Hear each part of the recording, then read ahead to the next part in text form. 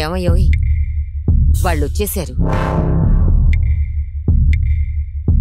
ఇదిగో అవ్వా, చూశారుగా మన జగనన్ననే ఎంత పెద్ద బండరాయితో సంపాలని చూశారో. ఆ దుర్మార్గులకు మీరు ఓటేశారనుకో మీకొచ్చే పెన్షన్ కూడా ఆగిపోద్ది. అందుకే మన జగనన్నకు ఓటేసి గెలిపించండి. పదండ్రా, మర్చిపోకండి. వెళ్ళొత్తా తాత.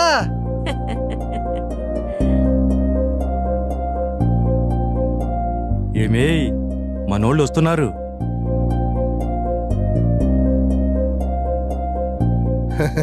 నమస్కారం తాతయ్య గారు. ఈసారి చంద్రబాబు నాయుడు గారిని గెలిపించండి. నెలకి పింఛను 4000 రూపాయలు ఇస్తారు.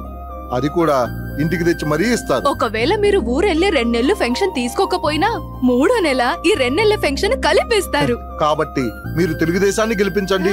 అసలు మొట్టమొదటిసారి పెన్షన్ తెచ్చిందే ఎన్టీ రామారావు గారు. ఆ తర్వాత 200 రూపాయలున్న పెన్షన్ ని 2000 పెంచారు చంద్రబాబు గారు. ఇప్పుడు ఏకంగా 4000 ఇస్తా ఉంటున్నారు. చంద్రబాబు నాయుడు గారు మాట ఇచ్చారంటే ఖచ్చితంగా అమలు చేస్తారు. అందుకే ఆయనంటే మాకంత అభిమానం. అందుకే మా ఓట్లు ఈసారి తెలుగుదేశానికి వేస్తాం.